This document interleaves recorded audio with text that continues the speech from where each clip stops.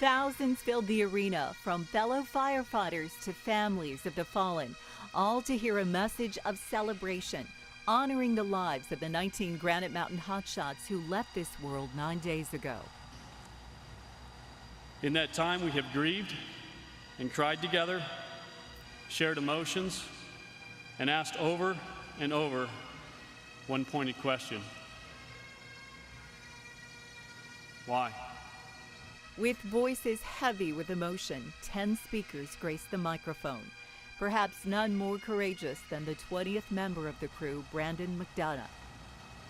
For if this day on the line, I should answer death's call, Lord bless my hotshot crew, my family, one and all. The crowd stood several times in applause for McDonough. The lone survivor was no doubt the focus of many prayers the past 9 days. We know these sorts of events find their roots in our broken world, though, not in your lack of love. And while it's felt like a bit of hell on earth for the last week, would you, God, bring some heaven now?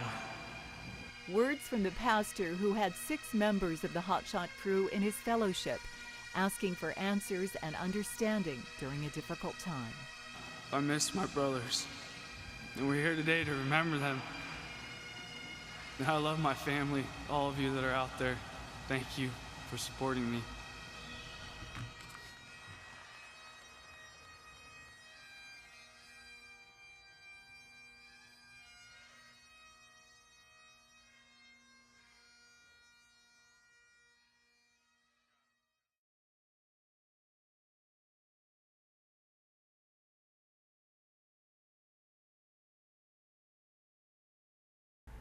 There's something you may not know about Brittney Griner, something she wants you to know. It's that for the very first time, she can finally be Brittney. No more secrets, no more hiding parts of her life. I caught up with the basketball player out skateboarding. The final home appearance for one of the Optics, and was Brittney Griner. I told myself, like, once I go pro, like, I'm not holding back. Now a chance inside, and she missed. I'm never gonna, like, hide something like that's a part of me, like, ever in my life again. A chance to dunk it. And for Brittney Griner, that means always being her, on and off the court. Longboarding every night. I mean, we would go for like 2-3 hours. At a Tempe skate shop, this 5'2" reporter met up with the 6'8" basketball player at a place she uses as an escape. I can be who I am. I can say what I want, dress however I want, and nothing's getting judged. Only reason I would get judged if I didn't land a trick. Exactly, which, yeah, we're going to judge you on. It's what skating offers her, a life away from judgment, whether it be for her clothing, her athleticism, or her sexuality. To say, this is who I am, this is my sexual orientation, you came out with that. Yep. Tell me the struggle. When I publicly came out and told the world, I mean, it was just like, whew, got that off my shoulder. All right, Totally. like I'm good now, and like everybody's reaction was kind of, it was really good, honestly. Mm-hmm. I got a lot of, I knew it, I knew it. Like I got a lot of those. Yes. When did you hit your growth spurt? When you realized, oh, I guess I'm gonna be tall? 9th grade. I don't know. I liked it. Like I told my mom every day, I was like, I'm growing. Like I know, like I can see like above the refrigerator now, like to the back. I mean, and I'm 13. Yeah, and yeah, Mom. I'm looking down there like, Mom, like, come on, here, you. come here. How about the first time that you slam dunked? That feeling. I wanted more. Like I wanted to do it again. Like I wanted to get up higher and pull on the rim. And Who's someone that you look up to? LeBron. Really? Love LeBron. Why? He's awesome. I mean, I would love his work ethic. I love how he plays. Favorite band? Linkin Park. Favorite movie? Django. Favorite food? Bacon. Bacon? Yes. What's the weirdest thing you've had bacon with? Oh my God, I had a maple bacon soda. Don't try it. Or like, you know, like the little candy necklaces you used to get as a kid. There was a bacon flavored one. It was like bacon chalk. It's a bad Don't choice. do it. Yeah, No. don't do it. Okay, Don't do it. things that we're learning from Brittney Griner. Finally free to be all her, all the time. Griner says she only needs a few things in life to continue on this path. What makes you the happiest?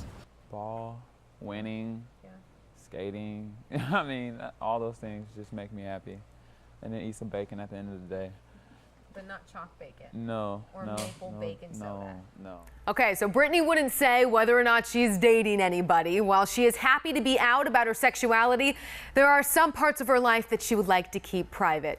Can we really blame her? I'm Emma Jade, 12 News Today.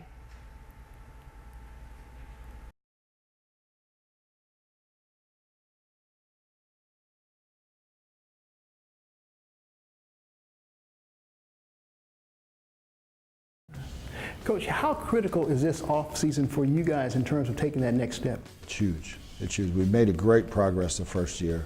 I know I have all the trust in the world. Steve Keim is going to do a great job in free agency. And then getting us prepared for our second draft. I have all the confidence in the world that our personnel department is going to be spot on. A number of them gone or out there to potentially leave. And you talked about the confidence you have in Steve Keim, but you can't bring everyone back, Coach. Talk to me about your expectations as it relates. It's the core guys, the ones that more so on the field, but in the locker room, in town, the core guys that you want building, especially around younger players. And getting them re-signed is huge for us. And you know, dollars don't always add up sometimes. It might be $500,000 in another team, but you're not going to get what you got here. You're not going to have the guys in front of you, beside you, or in that locker room. So free agency, there's been a big change. It's not about all money anymore. I can see that with the players now. What did Carson Palmer do over the second half of the season gives you hope and optimism that you guys are real close? Well, when you look back at the last 8 games, I think he was around the 5th highest rated quarterback in the National Football League. You know, it clicked not only for him, but it clicked for the receivers. We were playing better up front. Our running game had gotten better. Same thing, guys had found their roles. And he trusted. Early in the season, you could see him wait to see somebody get open, then throw it, and that's what happens with an interception. Waiting because you're not sure about the guy. Second half of the season, ball's out of his hand, guy turns around, there's the ball. You know, the big game Michael Floyd had in Jacksonville, I think 5 of those passes, he was still looking downfield when the ball was thrown. Just trust in each other, and it's there now. Coach, our colleague Bob McManaman wrote an article quoting you as saying, we don't need a quarterback. When we draft a quarterback at 20. Follow that up with me. You sure about that? I think if there was a guy there that we were in love with, that we were going to play and start, you would take him. All the #1 draft picks I've ever been around never sat on the bench. I don't think as a quarterback you learn anything holding a clipboard. First of all, you don't get any reps in practice. You're running the other team's offense, so you're not getting better at your offense. You can get anybody to ride the bus and sitting there and hold a clipboard. Coach, the last 2 NFC champions have come from the NFC West, 49ers, Seahawks. How big or short of a gap is there between those 2 teams and the Arizona Cardinals? Well, it's much shorter than it was last year when we started out. And, you know, we had San Francisco in 2 games that were winnable, and we beat Seattle in Seattle. That was a huge confidence building for our organization.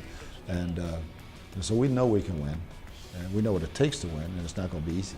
Coach, what was the biggest thing that you learned in your first year as an NFL head coach? Trust everybody in the organization. You know, you get to know each other. And I have great trust in Michael, Steve, and everybody in the organization that everybody's committed to winning the championship.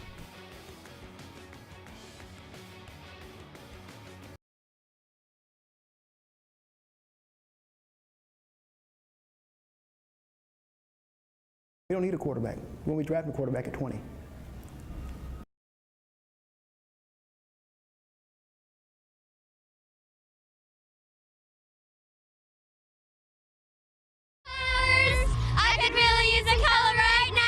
All the color on the cornstarch, it was awesome. Color right now. My very first race, but it's like a party. Color right now.